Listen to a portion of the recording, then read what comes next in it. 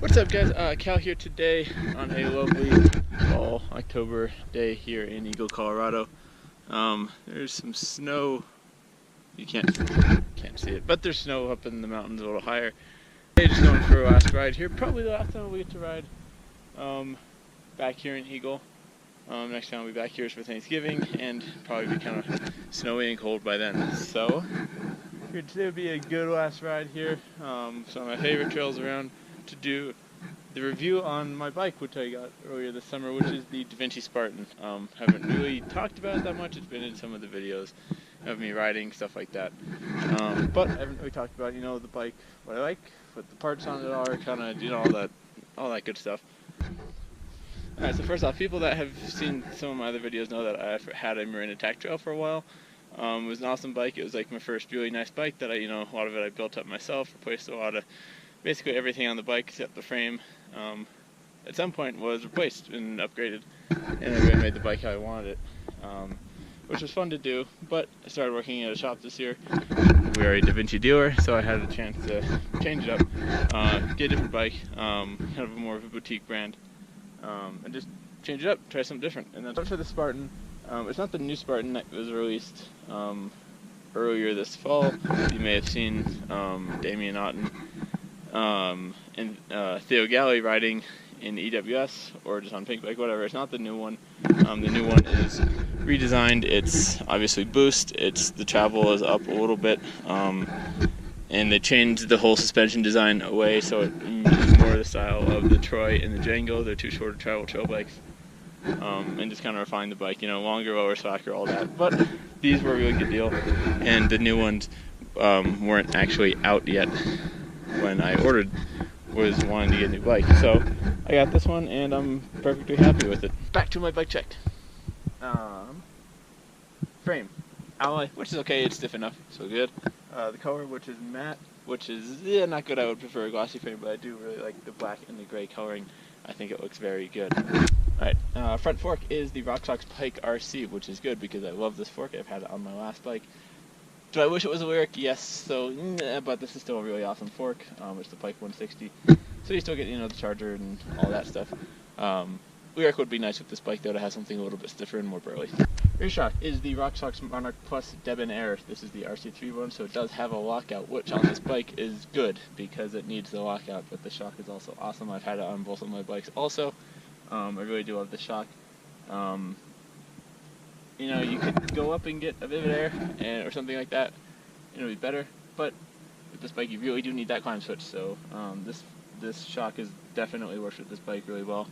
The drivetrain, this is the SRAM GX 11-speed 12 GX Eagle. Wasn't out when I bought this bike, so it wasn't being spec'd on this year. It's good, I love it, awesome shift capability. It's just with this hub, it is a free hub, so it is not the 10 to 42 tooth, it's an 11 42 tooth, yeah, but it's whatever. It's fine though, it still works really good. Brakes on this bike are the SRAM Guide R's. They're good. Do I wish I had Shimano's? Yes, I do. I miss my Z's, which I had on the Marin. Little more powerful, little better bite. Also, mineral oil, so much better to work with. Dot fluid is just a pain, the way you have to bleed it. You have to be so careful with it because it's pretty nasty stuff. Mineral oil is so much easier to work with, so but they're very good brakes. They're so much better than old SRAM stuff or old Avid brakes, I guess they were. So they're good brakes. Can't complain. They've done pretty well so far. Cockpit on this bike is good. I haven't had any issues with it. Works perfectly fine. Does what I want to. Good dimensions and everything. So I have a 45mm stem and a 780 wide bar, this 35mm clamp, which is really nice to see that kind of standard now. They're aluminum, just standard, kind of nothing special. I have never heard of this company, the Pro V2. Tried to look it up, can't find them. I think it's just kind of one of those generic Asia made, precast, whatever, kind of things like that. Which is fine, they work really good. Not the lightest thing in the world, but they're pretty stiff, and I think they look pretty good too. So, alright. Grips on this bike are very good. I really, really love these grips. They are the DMR Def Grip. They are Brandon Faircloth's signature grip he made with DMR. This is his actual signature color. There's a couple other colors as well, but I went with the camo because I think with the black plate looks really cool. These are awesome. I love these.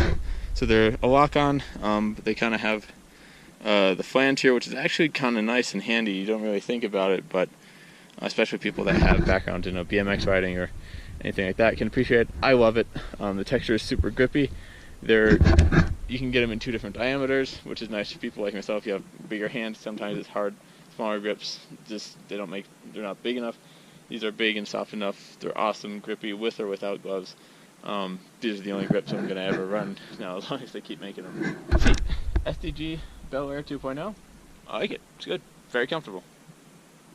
And now onto the dropper post. This is a gravity dropper.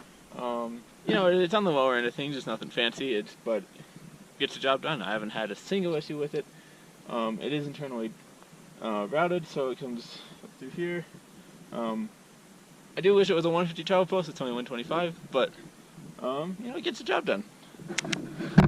And I have seen problems with other DeVincis that were spec'd with this, where this little lever, it's kind of flimsy, but as long as you're smart and you're not banging your bike around, mine still works really well. It's kind of nice and compact, really small too, which is nice to see. Keeps kind of cluttered down around here. Pedals. These pedals, very, very, very, very, very good. I love these pedals so much. Before I had just kind of the cheapest Shimano SPD ones. They were the white ones if you see them in some of my older videos.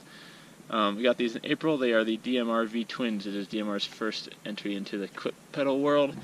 And oh boy, did they do it right. These are awesome. They are SPD compatible.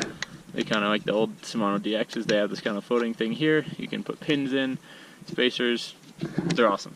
Very good. Would get these again. Would recommend them. Only pedals I'll ever use again. Now onto the rims. They are, clear this off. They are Race Face Arc 30s, or AR 30s. AR 30. Okay. AR rims and Arc rims are the same. AR ones are the OEM ones. Arc series are the aftermarket ones. They're the exact same rim, just different naming. So I like these rims. They are, they're aluminum, not super high end, but I love them. They're 30mm wide, so they're nice and wide, which is really nice. I've never had wide rims before, so I really love that. I think they look really cool too. So far they've taken a good beating, and they are super strong. No dents, just some scratches on the stickers. That's it. Not even any scratches on the paint themselves, actually. So very good. Hubs, yeah, they're okay. They're formula hubs. They're just kind of generic formula hubs. They're nothing special. They work good. I would like to have nicer hubs, maybe some Race Face hubs or something like that. They're just kind of low engagement. I've also had to tighten the cones on the back one 3 times now, having the bike since basically July 4th is when I got the bike, basically. So I've had to tighten the cones a bunch since then.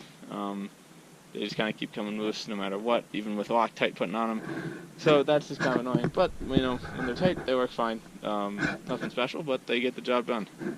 This bike came with high rollers on it, but I decided to go with a new company. I went with WTB. Their stuff's a little bit cheaper than Maxxis and Schwalbe.